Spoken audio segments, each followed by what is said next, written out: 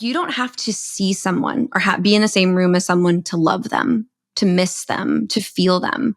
And it's really the same thing. Like I can feel your essence, your energy. Even sometimes the sound of your voice just takes me like immediately into the aura.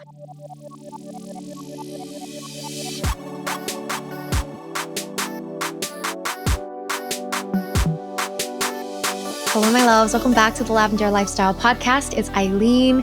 Today's episode was so fun for me to record. It was just a great conversation with great energy. We talk about the power of intuition, how to unlock the voice of your higher self, and how to recognize and hone your intuitive abilities because we all have them.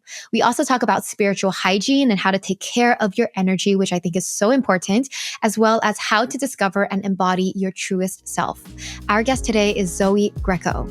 Zoey Greco is an intuitive development mentor, top-ranked podcaster, oracle card creator, and claircognizant empath who uses her gifts of psychic vision, healing, and empowerment to help individuals live spirit-led, authentic lives.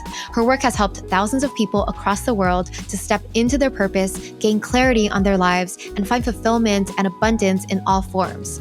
Through the Higher Self Hotline podcast, her intuition activation mentorship, one-on-one client work, and her multi-time sold-out oracle decks, Zoey helps others experience healing, discover community, and feel far less alone in their spiritual and personal journeys. She teaches that everyone has the power of intuition and can develop it to manifest a life of endless possibilities. Hello, Zoey. Welcome to the Lavender Lifestyle Podcast. How are you feeling today? I'm feeling really good. I will admit, I drank a matcha today, even though I knew I probably shouldn't. And the caffeine is kind of moving through my body and I'm trying to like be with my nervous system and give it some love. But otherwise, I'm feeling great. And to be honest, it was delicious. Like I love so matcha. It's like a cleaner caffeine. It's fine. And I'm also a person who's sensitive to caffeine, so I can relate. I drank it probably around like 8:30 this morning and it's 4:30 p.m. my time and I'm still going. Still paying the price. Yeah. Wow, amazing. Also, I have to compliment your outfit today because you look really cute. Like it's a whole Thank look. you. The hair, the headband, the red and black. It looks so good. Thank you so much. You know, I was actually looking at a video of myself from a year ago, really recently, and I was like, who is that girl? Like I have changed I think this year I really came into myself as a human being. And so people just like yourself or, you know, my friends or strangers at the mall constantly are complimenting my outfit Oh my and really gosh. saying like something about you just feels really good, really right, really on. And I'm like, yeah, it's called being embodied. Like when you learn who you are and you learn how to express that on the outside, like this truly is who I am. And I feel really good and really comfortable in myself. So thank you for recognizing that because that's really sweet. Oh my God. I love that you had like the deeper meaning behind it. And I want to get to that later on. But before Yes. we do, let's start with your story. So tell the listeners a little bit about your story. How did you discover your intuitive gifts and turn them into your life's calling?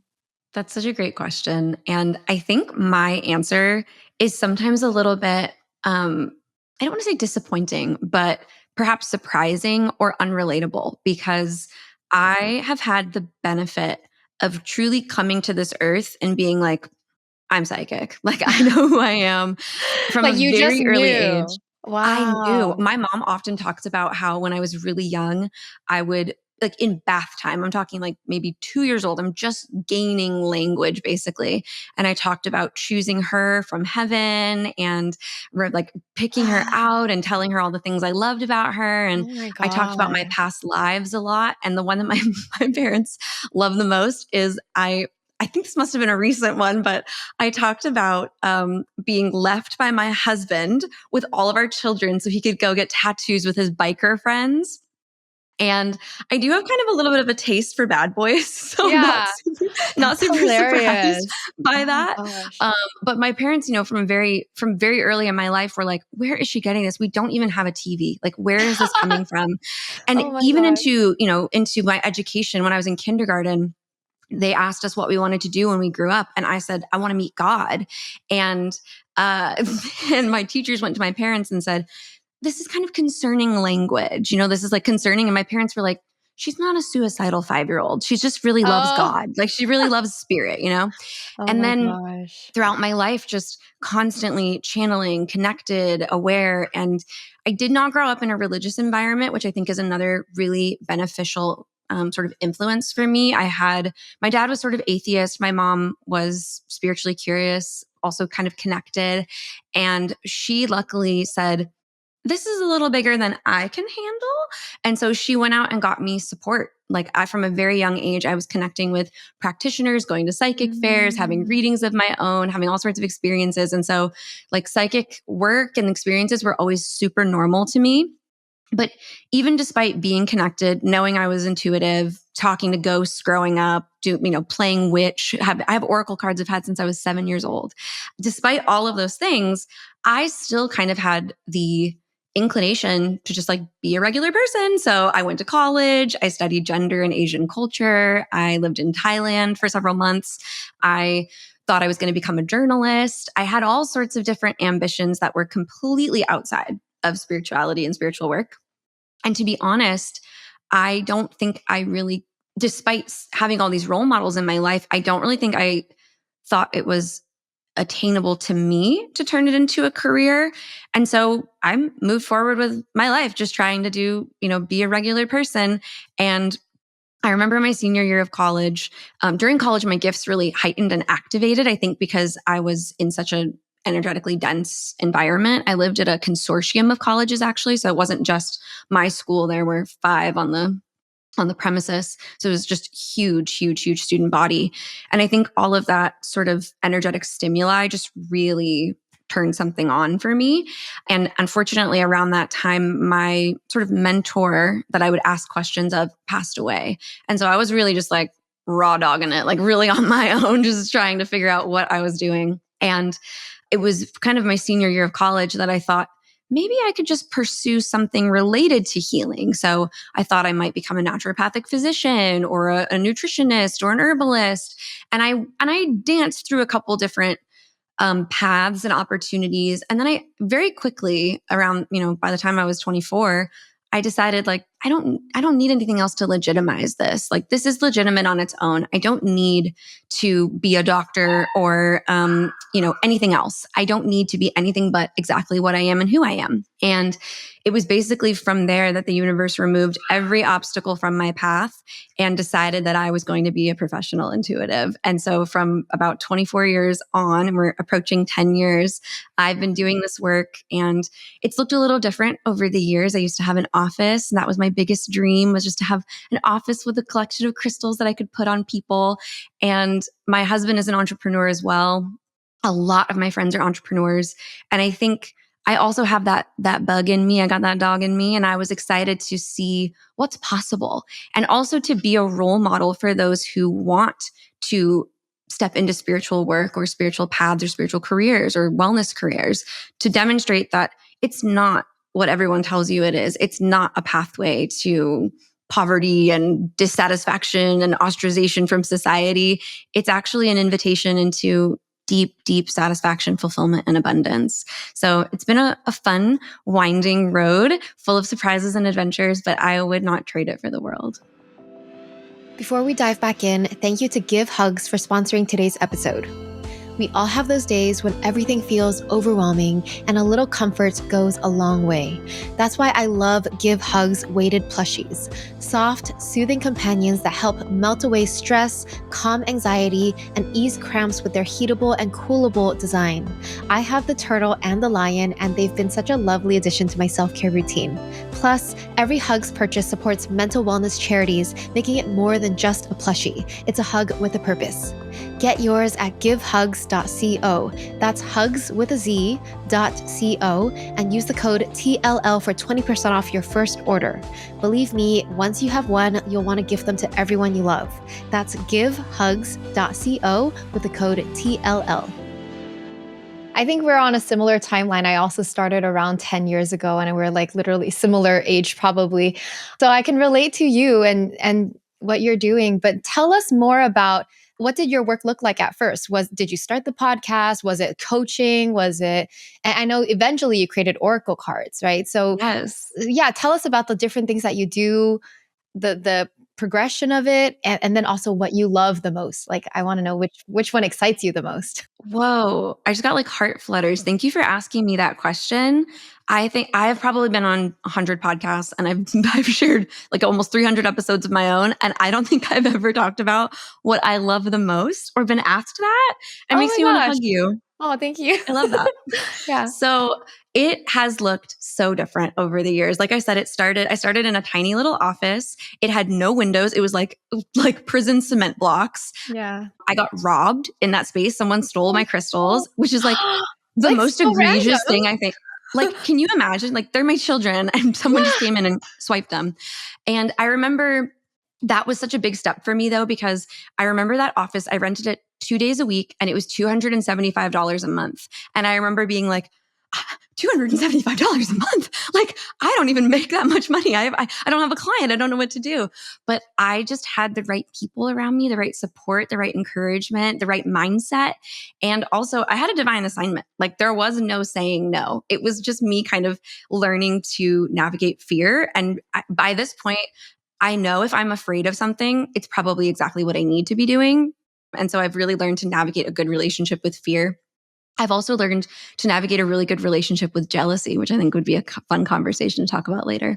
But from there, I went into a little bit of a nicer office. It had a balcony. It overlooked some water. I live in Arizona, so like everything is man-made and dug out and like dyed blue, but still there were baby ducks and baby turtles and there was fresh air and it just felt really like inviting and exciting. And then in 2018, my husband went to a tech conference and called me at like 2 o'clock in the morning and said, I want us to take every dollar we have and even money we don't have and donate to build a school in Kenya.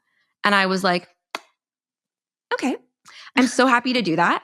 And also a little scary, got to admit, but Yeah. let's do it. Let's make it happen. And from that point forward, we both decided to take our offerings completely remote and to give ourselves a little bit more freedom. So I ended up taking the practice remote and I've been doing remote sessions with clients ever since. I actually do all of my sessions audio only, which I think sometimes people are a little disappointed because they get excited. They know me from the podcast. They want to like see me face to face.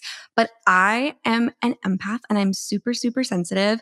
And the most minute micro expression, movement, body language affects me and distracts Oh, me. I see. And also, like, I'm a human being and I'm sensitive. And if I think someone's not having a good time, like, I feel that, right? So my Oh, offerings are completely remote and yeah. completely audio only. But it's a boundary I set in place that, like, I need as a practitioner. So I feel really good about that. And all my clients are really cool about it. But it's fun when I'm out in public and someone's like, I had a session with you. And I'm like, I didn't know what you look like. I don't know who you are. So it's pretty fun. But yes, I created my own Oracle decks. I've published 2 so far, and I've helped some other people publish their own. I have an intuitive development mentorship program where I help people really activate their 4 primary psychic senses and learn their intuitive language. And the offerings are really evolving. I'm feeling really drawn, and I actually haven't talked to anyone about this yet. So this is like really fun.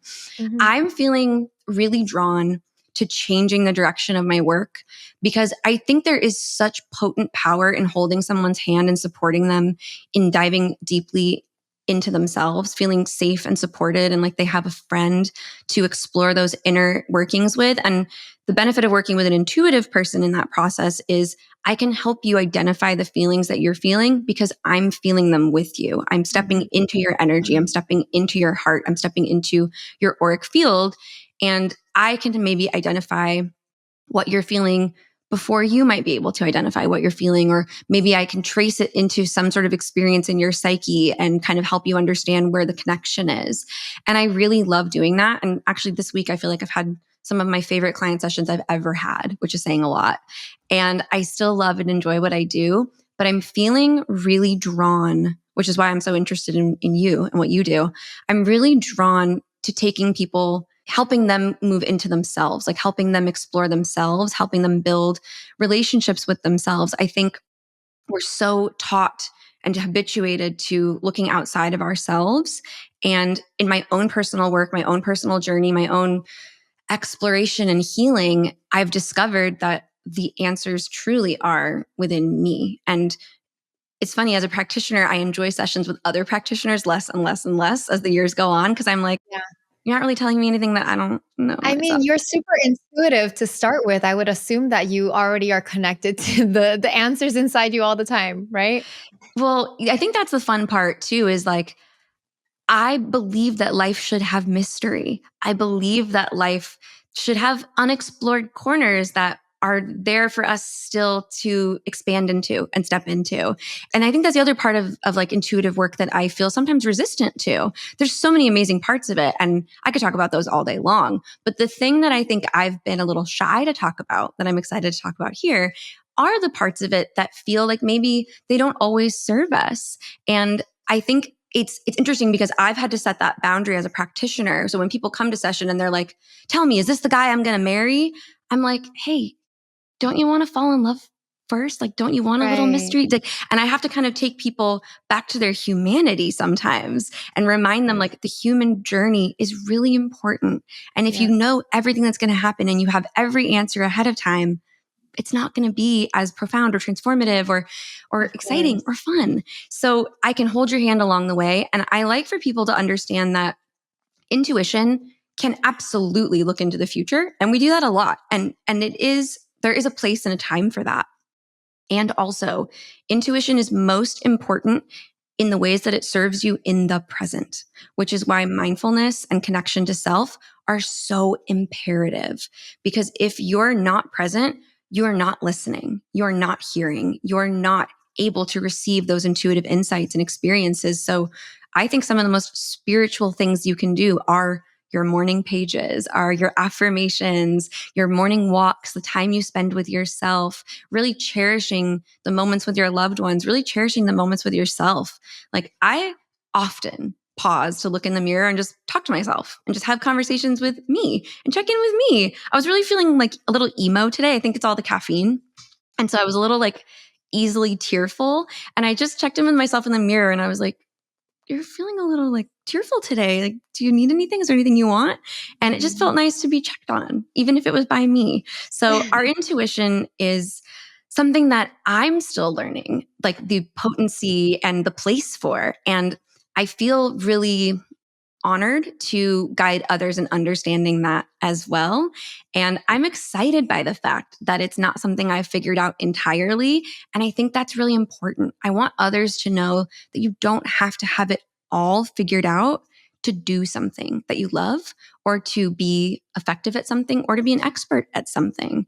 Because the truth is, no one knows everything, not even the experts. And so I want people to recognize that they are experts of themselves. And I just want to support them in understanding that. So, right now in this season, that creative work and creating tools and resources and exploring new avenues, that's really the thing that I'm loving the most. And of course, the podcast is one of my favorite things. I share real client sessions, which is amazing because I've really discovered the sessions are not just for the individual. They're messages that speak to others that are on that same wavelength, vibration, frequency, and realm of experience. And so very often I'll have DMs that say, "I swear you were talking to me. I really thought it was Yeah. my session." So I Yeah. think that's been super, super cool to like let people be a fly on the wall in an otherwise very sort of like kind of secretive experience. Like, people are often afraid to work with intuitives because they don't know what that's going to look like. So I was like, let's just pull back the curtain. Like, Yeah.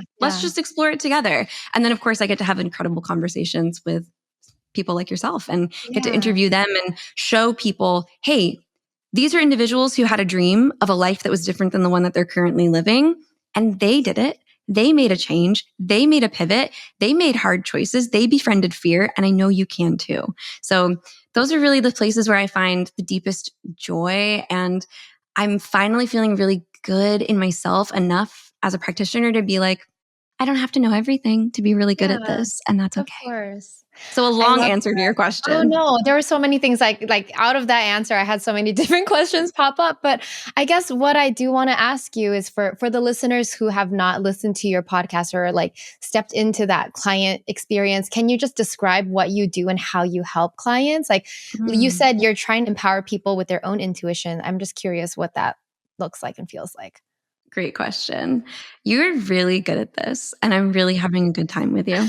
Aw. Every session looks a little different, but there's a couple different approaches and resources and tools that I like to bring into session that create sort of like an immediate connection and understanding. And there's a couple different sides to it. So one of the first things that I like to do is look at people's numerology. And I wish that I had looked at yours prior to session because I think it would have been a really fun thing to talk about, or prior to this interview, I should say. What do you look at?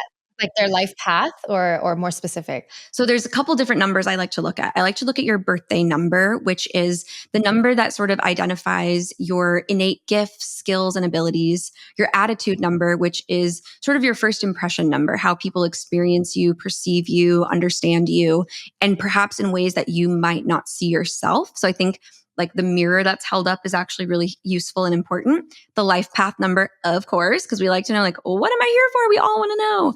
And then I love to look at your personal year. And then I like to break down the personal year month by month. I create reports that break down day by day, but in session, it's easy just to go month by month and sort of say, hey, what does this year have in store for you? And for instance, if you're going to step into like a personal month 7 and a personal year 7, I might be like, hey, if you're asking yourself really existential questions or you're feeling really like super introspective and you're freaking yourself out, it's going to be over in 30 days. I promise. You're just in a very introspective space. And it helps people normalize and understand what's happening to them and with them. And it always astounds me, even now, 10 years in, thousands of clients later, how accurate numerology is. And I also really enjoy numerology as a practitioner because, yeah, there's a lot to it, but not as much as, say, astrology, which sometimes can feel a little daunting or super detailed and formulaic to someone that's a little more creative like myself. Numbers and numerology just feels a little more comfortable, a little softer. Yep. And also, it's really accessible. Like I can give you information about yourself. And with that information, there's a whole plethora of resources out there for you to continue to explore yourself with. So numerology is like my number one. I also make sure that in every session, especially with new clients, I do a read of the aura. And that's really important for a couple of reasons. And I would say actually that's the thing I usually do first. And you can do that just audio? Yes, because if you think about it, you don't have to see someone or be in the same room as someone to love them, to miss them, to feel them. And it's really the same thing. Like I can feel your essence, your energy. Even sometimes the sound of your voice just takes me like immediately into the aura. And I really love doing a little bit of an aura reading first thing in the session, because especially with new clients, sometimes they're nervous. Even when they've listened to the show and heard me do like 1,000 readings, or, you know, they've had experiences, they still come with like this like little nervousness, like this little jitters in their heart. And the aura reading just helps them feel so seen right away. It builds this sort of like instant rapport between us. And typically at the end of that, I'll say, is there any part of that that's not resonating? Anything I can clarify? And I would say 9.9 times out of 10, someone's already crying. And they're like, I've never felt so understood. Like you gave language and words to things that I don't think I could even see, but I felt. And that is like an immediate bonding activity. And so then from there, I like to check in with them and ask, what are your intentions? What are your questions? What are you here to receive? Because the agenda that a client might have for themselves may not be the agenda that the universe has for that session. There might be things that the universe is really eager to talk about, and we make space for both, right? But if you're coming to session, most of the time you have something you really want to talk about, something that's really sitting heavy on your heart, something that you're struggling with, something that is difficult for you. And I want to meet people where they are rather than just bombard them with information about whatever I believe they should be. And so I'm super big on consent. I always say I'm not the intuitive that's going to approach you in the grocery store while you're picking out, bok choy and say, your great Aunt Bertha has a message for you. I don't believe in that. I just don't believe in that experience. And also, to be frank, mediumship is not my favorite thing to do. I'll definitely do it, but it sometimes feels like family therapy. And I'm like, ooh, like I'm actually not licensed for that. You know what I mean? That's so funny. So I like to kind of keep it in a different direction, but I will do medium work. I actually connected with 2 past loved ones today for a client. And it's super moving. I cry almost every time. And that's another part why like I can't be sobbing mid-session, because then I'm not able to be understood. Like, so I have to keep my composure. And like I said, I'm a softie. My license plate is literally crybaby. So I'm a big crybaby. And we then kind of take those intentions, take those questions that they're holding. And my job is to act like that divine phone line to kind of translate those questions to your guides, your angels, your guardians, the universe, the collective at large, and deliver the answers and reflect those back to you. And I think I take a little bit of maybe like a controversial approach in my work because I don't want to work with people who don't want to share anything about themselves with me because there's an energetic barrier there. Yeah. I could tell you a million stories about sessions where I was like, I can't help you if you don't let me in. So I typically will ask people if they want to talk about life purpose, tell me what you currently do. And if you do have any concepts or ideas or visions of where you want to go, let me know so that I can validate or redirect that for you. Because I think, I could spend the whole session sort of dialing that in and I can do it, but like, let's just get right to it. If that's what you're here to talk about, let's just dive right in. And I think a lot of intuitives feel this pressure to like prove themselves by getting to that themselves. And I'm like, I want to get to the heart of the matter.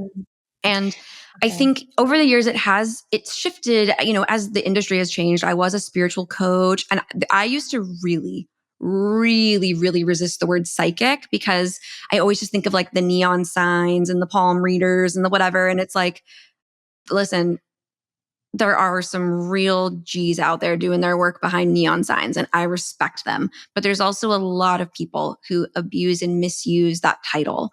And I have had countless people come to me and say, someone told me it was going to cost me $300 to get rid of this like evil entity that's following me around. And I'm like, I'm really sorry that happened to you because that is a traumatic experience. Like, I don't believe that we should be causing harm. I believe that we should be unraveling dysregulation in people and helping them regulate and find self-love, self-acceptance, peace of mind, not compiling more on top of what is already clearly a person in need or in desire of clarity and like clouding it with misinformation or scammy energies.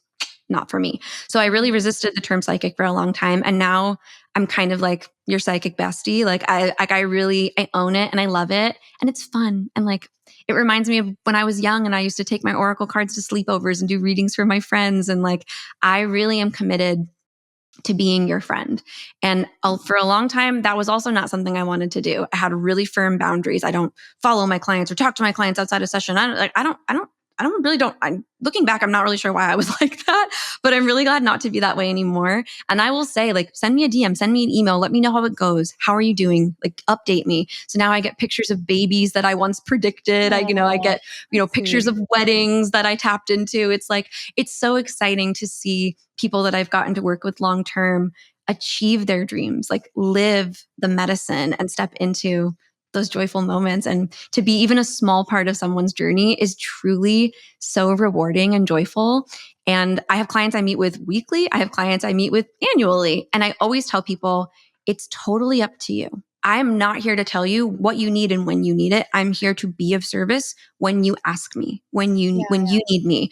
But it is funny because with longtime clients or even just repeats, I always, without exception, hear them, think about them, or feel their energy right before they book. So I'm always like, oh, Maria's thinking of me, or like, oh, Angie's thinking of me. And and then they pop up on my schedule and I'm so grateful for it. Time for another short break. This episode is brought to you by Shopify. You know those brands that seem to effortlessly thrive, like Alo Yoga or Thrive Cosmetics? It's not just about their amazing products. It's about the platform that supports their success. For so many businesses, that platform is Shopify. It's the one I trust to run the Lavender shop. With Shopify, we're able to offer a smooth, seamless checkout experience that keeps our customers happy and coming back. And with Shop Pay, our sales keep growing and abandoned carts are just a thing of the past. When it comes to building a thriving business, nobody does it better than Shopify. Upgrade your business and get the same checkout we use with Shopify. Sign up for your $1 per month trial period at shopify.com/TLL, all lowercase. Go to shopify.com/TLL to upgrade your selling today. That's shopify.com/TLL. What's the experience like for you as you're getting these, I guess, downloads or whatever you want to call it, whether you're with a client or whether with yourself? Because I'm sure you experience this, like, because you're very tapped in. What does it feel like to be you? How are you getting these messages? I seriously really want to get coffee with you I know. sometime. These I feel questions. like this conversation could last 5 hours 'cause I have so many questions for you. Your curiosity is so activating. Like, curiosity is such a gift that we give in this life. And I feel like you're asking questions that people genuinely want to know and usually are like too maybe like proud to ask, where they're like, I know what it's like to be intuitive. I'm super intuitive. And like you are super intuitive. You are. You have Oh, your okay. own really potent gift of intuition. Like I consume your content. You're a channel. Like, it's clear, you are a channel. I think I am in a way, but I'm not a psychic the way that you are. So I'm just curious. Well, that's very humble of you. And I would argue, but I really think this is a potent question, and also a question that makes me feel really seen. Because sometimes as a psychic, you kind of feel like a magic 8 ball. It just gets like shaken. Like it's like, tell me. They don't know how it works. Yes. And I could talk about so many things, like changing my price point over my career has changed the type of client, the type of session, the type of experience that I have. When I was charging, $50 a session, I was getting questions like, how can I voodoo this guy into loving me? And I was like, ooh, we respect free will, actually. And we like believe in autonomy and like free will and agency. Yeah, So yeah. it's changed a lot over the years. But what's it like to be me? I will be honest, it's really lovely. It's really lovely. And I think it's important to talk about that because people often want to say that like they're really afraid to activate their gifts or step into their own ability because they have this perception that it's like scary or bad, or you're going to see something, or you're going to like accidentally open a portal to hell or like whatever, which by the way, I don't believe in. I don't believe there's a hell. Never heard from it. Never had a demon roll up in my Good to DMs. know. So I'm feeling pretty confident that like it's all good energy if anyone's curious. But I think it's important to say it's not something to be afraid of. And in my own personal experience of intuition, like in my life, I have a lot of long-term vision where I see myself doing things and like I know it's going to happen. The night I met my husband, I was like, oh shit, I'm going to marry you. And luckily I like had the forethought to keep that in my mouth, like in my own Of self, course. because he would have for sure been freaked out. But the moment I saw him, I was like, there you are. It was almost Wow. like, where you been, loca? Like, it was literally like, where have you been? I've been looking for you. But sometimes it's like really small, minute things where for me, I just tend to see things like 2 or 3 minutes into the future. And it's always really funny because like this is such a random thing, but we had a professional organizer come and organize our house. And she loved our house so much. She asked if she could do a photo shoot here. So I said, of course, no problem. And so I stayed on to like, help manage or, give people access or permission or whatever, just be a host. And probably like every minute I was hearing spirit say like, oh, you're going to need to move that. You're going to need to do that. They're going to need this. They're going to need that. But I didn't want to, it wasn't my photo shoot, right? Like when I'm on set and I'm creative directing, that's its own thing. But this was someone else's business, someone else's, like I didn't hire this photographer. I don't run this business. So I just sat back and every single thing that I foresaw happened right in front of my eyes. So I think it's funny that like, I think people expect intuition to be this big booming voice that's like, you're meant to be a psychic or like whatever. Like it's like it, booms into your ears and changes your life. And sometimes it's like, oh, she's going to fall in 5 seconds. Like that's going to be in like, It's just like a inner knowing. It's quiet. little things. Like one of my favorite stories is I took my friend apartment hunting after she had a breakup and I didn't want her to go alone because like stranger danger, and we're in this place and this guy's like, it's brand new oven, brand new refrigerator. This place is so nice. And I looked at my friend and I said, you're going to rent this place. I know this is the place you're going to choose, but that stove is going to catch on fire. So I just need you to like be aware of that. Wow. And the guy was like, hey, I just installed that stove. Like, what are you talking about? He was really offended. Sure enough, 5 months later after she moved in, caught on fire. Wow. Everything was fine. Everything was, because she was prepared because I told her. And she called me that day and was like, in case I ever doubted you, like, I shouldn't, But also it comes with a lot of responsibility because I know things ahead of time. And I used to feel really responsible for helping people avoid difficult things. And turns out that was just some control issues, actually. So, like, worked on that in therapy. But it was something I had to really overcome because I felt like if I can do this, I should do this. If I can protect someone I love, I should protect someone I love. But what that actually does is it removes their ability and their autonomy in having their own human experience, making their own choices, making their own mistakes, having a human experience. And I also really found too that like it was one of the ways that I was earning validation and love was like, being this like basically like on call, Yeah, the helper. resource to Yeah, people. yep. And so I really had to like question my own motivations and also my own like wellness. Is this really is this right for me? Does it really honor me? And the answer was no. And so now I again am really focused on consent. And so unless a friend asks me, I'm not going to say anything. And sometimes if a friend does ask me, I'm still like, let's just let this play out. Let's just let this roll out because I don't think this is something I will say with my husband. I really can't keep it to myself. I'm always like, I met someone at a party and I was like, oh, you're going to work with my husband. I need to introduce you. You're going to work together. And Uh-huh. both of them were like, no. Sure enough, who works for my husband now? This lovely man. Yeah, you have to let it play out sometimes. Exactly. Exactly. Very interesting. Can you believe we're already 2 months into the new year? If your year hasn't taken off as planned, you're not alone. We all face moments when things don't go as expected, but it's never too late to realign. This is where the 2025 Artist of Life Workbook can support you. Designed to help you reflect, set meaningful goals, and take actionable steps toward becoming the best version of yourself, this workbook is your perfect companion to stay on track throughout the year. If you've ever felt stuck or unsure of how to move forward, this workbook will give you the clarity and direction you need to design your dream life. As a thank you for being a part of our podcast community, you can use the code TLL at our shop for 20% off your purchase of the 2025 Artist of Life Workbook. This edition is limited, so don't wait. Grab yours before it's gone. You can find it at shop.lavender.com and use the code TLL for that 20% off. I can't wait to see how your life will change with this workbook. I'm so excited for you. Let's talk more about intuition because I want to give listeners like something, I don't know, some knowledge or something practical to help them tap into their own power of intuition. What tips do you have for people? How can we start to, cultivate intuition and also be able to tell intuition from like other things like our fear or our thoughts or emotions? Because it can be so confusing. I'm not even sure what I'm feeling. Yes. So this is such a good question. So I like to talk about the 4 primary psychic senses, which are clairvoyance or clear psychic sight, clairaudience, clear psychic hearing, claircognizance, clear psychic knowing, and clairsentience or clairempathy, so clear psychic feeling. And these are really important to understand because this is your intuitive language and you're born with all 4 of these abilities.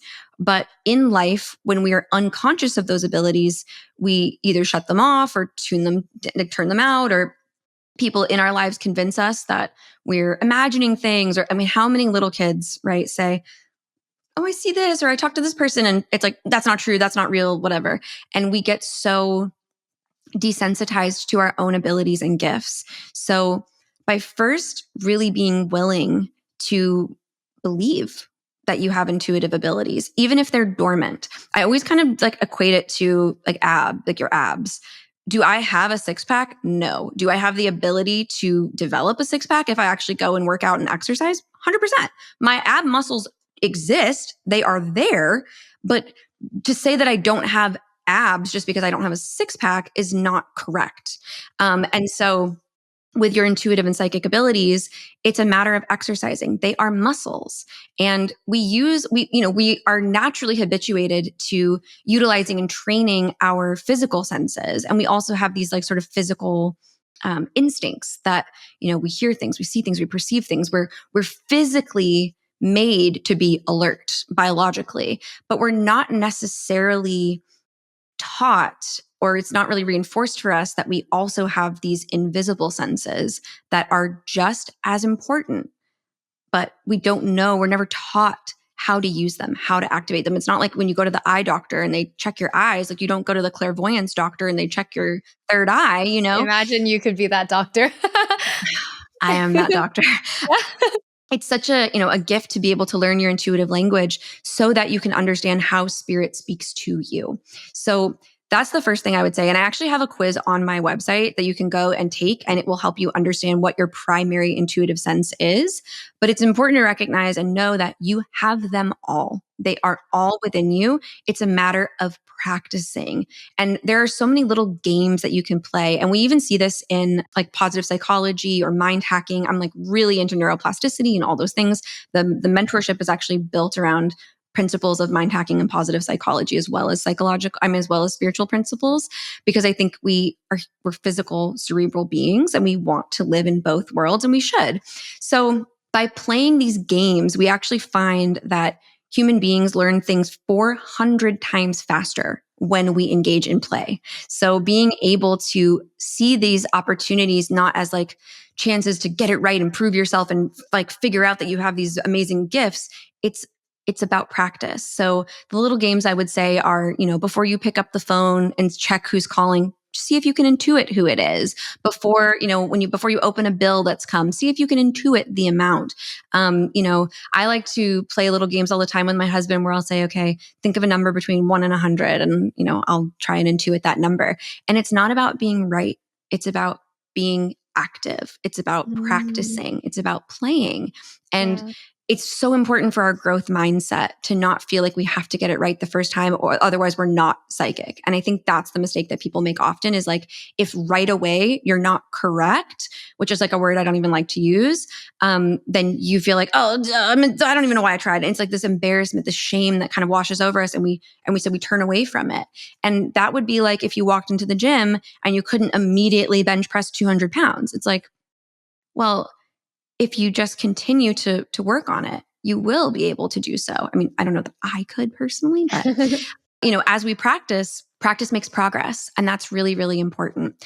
Another thing that I think is super, super, super imperative in building a sense of intuition or a relationship with the divine is having a daily dialogue, which is actually why I created my Oracle decks, because my clients and people in my life really like the way that I articulate things. And so I was like, oh, I can be in your pocket. I'll just make an Oracle deck. So I partnered with the universe and channeled the messages. And I think that whether it's mine or someone else's, it's really important to find a deck that resonates with you, one that you're excited to pick up, one that you feel inspired by, one that feels like visually stimulating, one that you resonate with the language of, so that you feel drawn to use it, so that you feel like it's your partner in your process, because it is.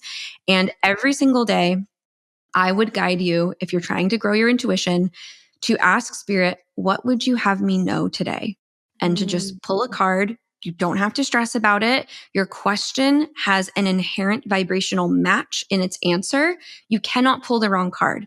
Even if you don't understand the message right away, even if you don't think it's for you, even if it doesn't make sense right there in that moment, trust that there is no mistake. Your question and the answer are a vibrational match. You cannot pull the wrong card. And then what I would encourage you to do is do a little bit of metacognitive writing, or what they call angel writing, where you've pulled that card, and before you go to your booklet or before you like read what, the message is that's been assigned, what do you perceive? What do you receive?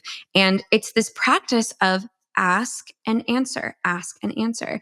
And eventually that process takes itself outside of the tools and the tangible sort of activity of writing. And it's just sort of this more automatic, what do you want me to know? Oh, okay. And it becomes this very like natural inclination. So understanding your intuitive language is the first most important step. Well, I guess first acknowledging that you are intuitive, learning your intuitive language, and then being willing to play, to practice, to experiment. And I'm telling you, when you sit down to do your first angel writing session, you're going to feel like a real silly goose. You're going to feel like, what am I doing? Am I making this all up? Like, this is stupid. And that is your ego, which kind of takes us into the other part of your question, which was, how do you differentiate between those voices? And it's actually so incredibly simple. And we really want to believe that it's hard, because there is a part of us, our ego, that is trying to prevent us from accessing that information and that knowledge. And there's a lot of layers to that, and there's a lot of reasons to it. It's the unhealed self protecting itself from having to examine things that feel hard and scary. It's a fear of what happens if I actually am the person that I think I am. If I live the life that I dream of, what will I have to trade? What will I have to release? There's a lot of reasons that we actually resist our highest good. And I think people really can't imagine that. They just think, well, if it's good for me, I want it. Sure, you want it, but can you receive it? Can you claim it? Can you take ownership of it? Are there limiting beliefs or pain points or traumas that are still sort of occupying the spaces where that healed energy wants to live?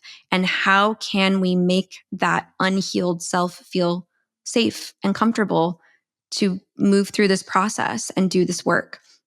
And so when we first are in this process, and this is something I've learned through my own experience as a human being, it's really hard to hear intuition actually, because trauma is very loud.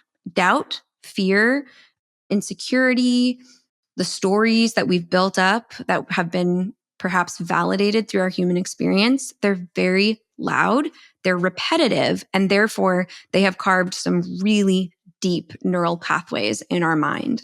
And so it requires the same dedication, repetition, and sort of engagement with the new beliefs, the new thoughts, the new feelings to actually shift us into a state of intuitive receptivity.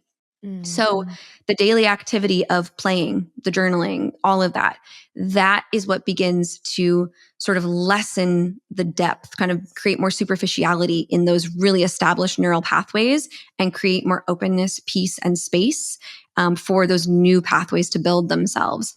But in terms of identifying the two voices, it's actually, like I said, quite immediate and simple. Intuition speaks lovingly, with encouragement, with softness, with a lot of belief. And it also tends to happen quite quickly. But the reason that it's quick, the reason that it's fast is because the ego is trained like a guard dog to say, oh, I saw someone trying to daydream in here. Don't get any funny ideas. Like, don't believe in yourself. No way. Yeah. And it's sort of like that immediate negation, right? That comes in. Yeah. And so what we have to do is say, oh, ego, I totally get it. You're really scared. You're really scared because someone told us that we're not good enough once, and you're trying to protect me. You're trying to keep me from doing something that you think I might fail at, that I might fall, I might hurt myself, I might fall short. You're just trying to protect me. And I've really found that, at least for me, and for my clients, approaching your ego with that energy rather than like, you're not my friend, get out of here. Like your ego already feels unloved, unwanted, ostracized. It's the parts of you that feel the shadow, the pain, the difficulty of life, the wounding. And so why add to that, right? Like let's meet the ego with softness and say, oop, we interrupted. Like gentle parent. You're really like gentle parenting your ego. Like, oh, we interrupted. We don't interrupt. Yeah. Let's just hear what that voice has to say. Like, let's just see. Okay, so I saw myself writing a book. Well, what do I think it's about? Okay, yeah. And taking ourselves back into that vision and giving ourselves permission to explore that vision because it is speaking truth to us. It is speaking. And this is where I was talking about jealousy earlier. I really think that jealousy is such a potent teacher. You don't have to sit in it. You don't have to wallow in it. You don't have to stew in it. But when I see someone doing something and I'm like, ooh, I want to do that. It's just, I'm just being aware that there's a part of me that wants to do that and thinks that I can. There's a part of me that thinks that I can. And that's really important. So automatically, if you just really pay attention, the voice that says, no, you can't, that's stupid, it's too hard, divorce is difficult, I can't change careers at 40, there's no way, I'm too old, I'm too this, I'm too that.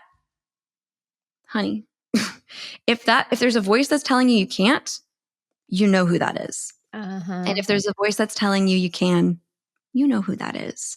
And sometimes it's more scary to believe that we can than to believe that we can't. And so there's a lot of layers, like I said, like first we have to kind of be willing to give that voice permission to speak because it's actually quite polite. Your intuition is very much, it's like, I think of it as like in a debate. If one person is like constantly interrupting, that's your ego. And your intuition is like, if I may finish, it's like this very soft voice. Oh my God, I love everything that you said, but just that distinction of your intuition is soft, gentle. It's always supporting you. And the ego is the one it's trying to protect you, but in a negative way, sometimes like self-doubt, self-criticism. But when you put it that way, it makes it more clear, right? I think in my experience, usually the intuition is the first voice and the ego is the second voice. But sometimes the second voice comes so fast that you're like, wait, which one do I listen? And some people don't even hear the first voice. They only hear the second voice because the first voice is just too soft. But yeah, you're right. It's just a matter of practice and listening. Thank you. Thanks for validating me in my response. Another thing I want to talk to you about is this concept of energy care or spiritual hygiene, whatever you want to call it, but it's the things that we do to protect ourselves and take care of our energy. I've been really huge on this too, because as I go down this path, I'm so aware of my energy and that I really have to take care of it, right? You have to be aware of how you're feeling. What do I need? How can I take care of myself better? So what advice do you have, and what does your spiritual hygiene look like? I love this question. Thank you so much for asking this, because I think very often we have a belief that it looks a certain way. And there are definitely people out there in the spiritual community who are like, here's how you do it. Let me teach you. And I respect that, because if that works for you and you're a genuine person who wants to share that medicine with someone else, like that's so amazing. And if someone resonates with that, I Yeah. love that. But I Yeah. also think sometimes, if I may be so bold, I'm just going to be honest, there are sometimes that I have felt even a little bit like outside of the spiritual community as a practitioner and like a public figure, because, I get told, like, if you're not willing to, sit with a yoni egg up in your vagina, or like put your own menstrual blood on your face, like you're not spiritual. And I'm like, oh, okay, that's interesting. And I think what's really important to recognize is that your spiritual hygiene is so subjective, because spiritual hygiene is about what brings you back to yourself, what allows you to connect to your energy. And what my spiritual practice may look like, which I'm happy to go into, may not be the same for you, because we're different people. And I honor those differences. And it's really important for me to know in my life, the people around me, what their needs are in terms of coming back to themselves. For my husband, it's rock climbing. When he finishes work, he's like, okay, I'm going to go to the gym. I'll be back in a couple hours. And getting into that space of physicality and coming into his own body out of his brain is such a healing practice for him. So it's really important to understand that there's going to be a lot of people telling you exactly what that should look like. And I would love to invite each and every one of you that's listening to really be willing to ask yourself what helps me feel like me. So for me personally, getting dressed. I love getting dressed. I love my clothes. I love doing my little hair. I love my nails. I love just like adorning my human vessel, because I'm so excited about it and I love it. Yeah. And I take care of it in lots of ways. But I also love to like get dressed up and be playful and have fun. I also love to watch bloopers of shows. Like one of the things that I'll do between sessions to like clear my energy and get back into like joyful, radiant vibrance is like watch bloopers from some of my favorite shows and just laugh. I love to laugh. I love to give my dogs nice cuddles and snuggles. But there are also things that I do that are specific to my energy body. Oh, another one for me is music. I'm a musician. Yeah. And Oh my so gosh. getting on my little omnichord, or just even singing, belting, like my favorite Yes. thing to do is just belt out songs, even just a cappella, get into the vibration of my voice, my energy, listen to myself. Me. I love to be in that energy. But some of the things I do for my energetic body, I make sure that I eat clean food. I make sure that if I'm not able to eat clean food, that I'm at least praying over my food or performing some sort of like energy work, or even just moments of gratitude over my food. I have a crystal weighted blanket. It's like a weighted blanket that's full of crystals. Wow. That is my go-to. Squishmallows. Squishmallows are a big medicine for me energetically, getting into my inner child, playing with some slime, laughing with my friends. I love my affirmations, my meditations, my journaling. I would say those are my daily practices, my walks, my time in nature, my time with animals, my time with myself. And carving that out is really important. So you're going to get a lot of opinions about what that's going to look like. But again, it's so vitally important to really consider what makes me feel like me. Because the point of spiritual hygiene is to simply free yourself. Not only, I actually have a reminder that goes off on my phone every single day at 9 a.m. that reminds me what spiritual hygiene is. Spiritual hygiene is not just clearing yourself of what does not belong to you, but it is also about restoring what does belong to you. It's just so deeply important to connect to your own unique vibration and ask yourself, what restores me? And another practice that I think is super important, and this is when I'd love to teach a little tangible tool. If you're in a group setting or a family gathering or somewhere where you're not feeling emotionally or energetically safe, one of my favorite things to do is, it's called like crossing fingers. And you just cross your fingers on one hand. You can, just hide your hand, put it in your pocket, put it anywhere that feels right for you. You don't have to walk around like this, like hexing all the people around you. But really, it's an invitation and an opportunity just to set an energetic boundary around yourself. And I like to do it when I'm in public. I like to do it so that, like when I go to the grocery store, I have headphones on. I like to be in my own little I zone. And if I see. don't really want to be like approached, or if there's, a conversation that I find is harmful to me, but I'm not really able to like step away from, I just cross my fingers. And it really does immediately enact this sort of energetic bubble and boundary around you that keeps you really safe and supported. And it's like, I think that one's one of my favorites because I could walk you through, 1,000 visualizations and things that you can do. But I love this tangible little free thing. If you've got two fingers, you can do it. Okay. So you're crossing it to like that, then you have a boundary to protect you. Yes. It's sort of like enacts, it's almost like an activation for this sort of energetic bubble that we're placing on ourselves of protection. And I like to define for myself what that bubble looks like. So for me, it's like this kind of white, sparkly, iridescent with like little hints of pink. And I know that my guides are setting that bubble in place for me, and that which most highly serves me may enter, and that which may most highly serve others may exit. But anything else just bounces right off. And anything that belongs to me that I don't need to be spreading to other people stays in my bubble too. And it's just about kind of creating those energetic boundaries. And I love that's just so easy. And I just slide it in my pocket and keep on going. Oh my gosh, amazing. No, but I love that the spiritual hygiene thing is just about doing what makes you feel good and what makes you you, right? And it seems like you know yourself so well. So I Yeah. want to ask you, what advice do you have for other people in finding out who are they, right? That's like a big question that most people don't even know. Thank you for saying that, because I don't always feel that way. Actually, I'm excited about that because Zoe, who she is in this life, who I came here to be, gets to create herself for the rest of my life.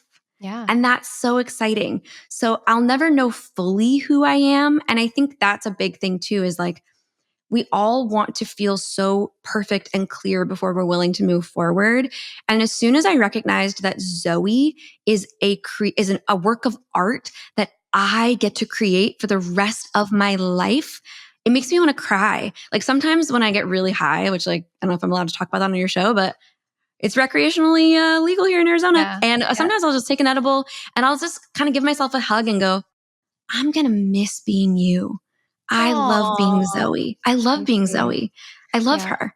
And Mhm. I spent pretty much 32 years of my life really not loving being Zoe because I believed all the things that people told me about Zoe, that she was too loud, too much, Yeah. too soft, too sensitive, too reactive, too emotional, too this, too that, too short, too whatever. And I really took that to heart because I love people and I don't ever want to cause harm through my existence. And so if I was offending anyone with my loudness or my meanness, then I wanted to shrink that, soften that so that everyone else was comfortable. And as soon as I recognized that, it's not really actually making anybody comfortable, like no one else is actually truly benefiting from that. And I'm certainly not. I really recognized that there is no benefit in not being myself. And so I just got really excited and really diligent about asking myself questions, which I think is why, again, I really love and admire what you do and what you bring to this world, because your tools, your resources takes people into themselves to really get clear on like what we want, what we desire, who we are, what we're here to be. And that is so important. And that was one of the reasons that I really wanted to have a conversation with you. Aw, And I'm really yeah. excited to return the favor and have you on my show because Oh my I think there's gosh, a lot totally. that you can teach people and that you do teach people about how to be themselves. And the truth is, it's just a willingness. It's like, Yeah. it just boils down to giving yourself permission to Mhm. pursue the things that you're excited about. Like, I'll tell a very quick story because I know we're approaching our end of our time, but I was invited to a paint night at my friend's house a couple months ago, and I had not painted since second grade that I could recall. And I spent weeks terrified about this harmless paint night at my friend's house where no one was expecting anything of me at Yep. all. But I was so worked up about it and I was so nervous and I went into it. And instead of, some of my friends like pulled out portraits and things that they were going to model their paintings after. And I just showed up with like anxiety. Like that's really all I brought with me was like anxiety. And I decided that when I sat down, I was just going to try. I'm just going to try something. And I ended up loving my weird, squiggly little painting of flowers in a vase. And it made me cry. And I looked at it every day. And I was so excited that I gave myself permission to be creative without perfection, that I gave myself permission to try something that I was really nervous about. And I gave it to my mom as a gift and she cried and she loved it. Oh, And as I did, I realized how important creativity is for our self-knowledge, because when I looked at that painting, I realized that is how I see flowers.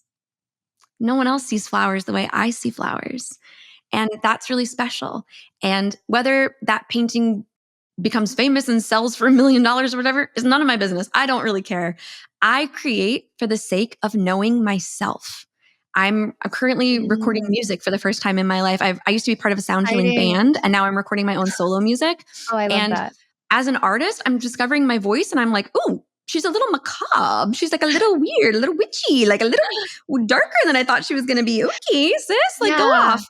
And it's exciting to get to know myself. So to be honest, knowing yourself requires being creative, taking risks, overcoming perfection, and giving yourself permission to like be you.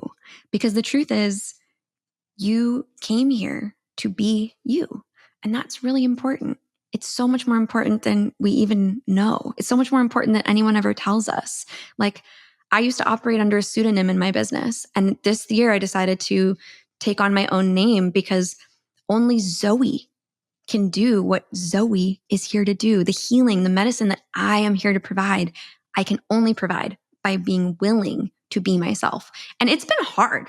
I cried a lot. I mean, I cry a lot anyway, but I spent so many tearful days journaling and like, who am I? And asking myself those questions. And a lot of times being really confused. And if you even look back at like my outfit, like highlight on Instagram, you'll be like, okay, she's got range. She tried a lot of things. Like she really tried some things on. That's okay though. That's part of the process. It's part of the process. Yeah. So thank you for asking me that question. Oh, you're welcome. No, but to add to that, yeah, you might not ever be 100% sure who you are because you're ever changing. You're ever growing. And with each new experience, you're kind of like uncovering a new layer of yourself. Kind of like you said, you started singing. Oh, I didn't know I had this in me. So that's the beauty of life, right? Being a human being is we're Mm, an ever evolving piece of art, work of art. Yeah, this yes. goes back to Lavender's our tagline is life is an art, make it your masterpiece. But also you as a person, you're also a work of art and a work in progress. Mm.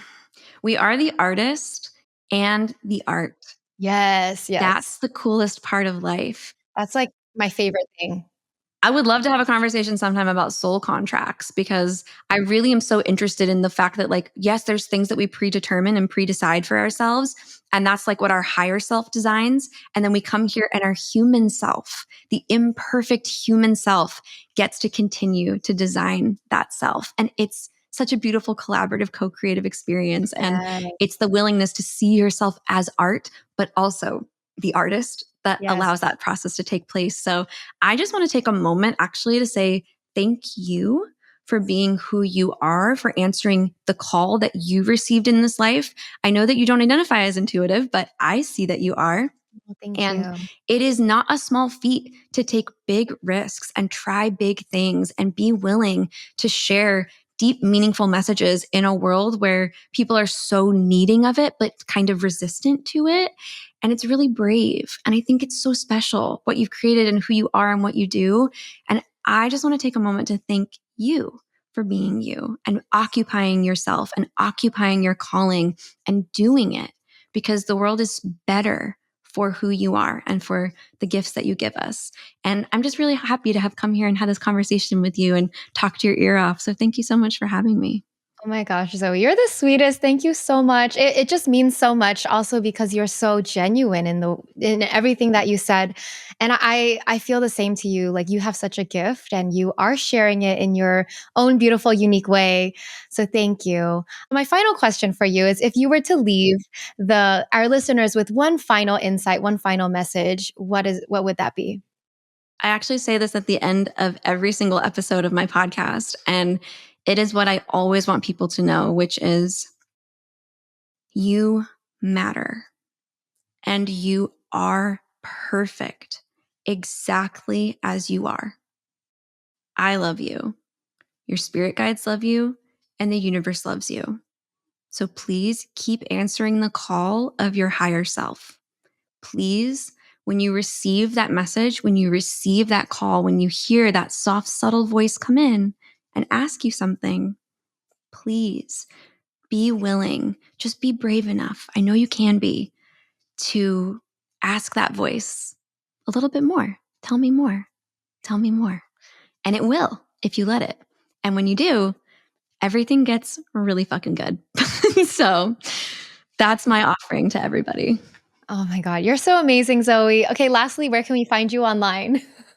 You can find me at zoegreco.com. It's under construction. So like over the next couple of months, it's going to look a little different, but just like be patient with me. I'm happy to be imperfect, like whatever. Of And course. also on social media, you can find me at the Zoey Greco because I'm not just Zoey Greco. I'm the Zoey Greco. That's what's up. And that's where you can find me. And I cannot wait to connect with everybody. And you can also tune into the Higher Self Hotline podcast whenever you want to receive the medicine. We've got like 250 or something episodes banked up for you, baby. So dive in, tune in, and receive the goods. I would say start backwards. I feel like it's gotten better over time. But, if you want to start the journey from beginning to end, you can do that too.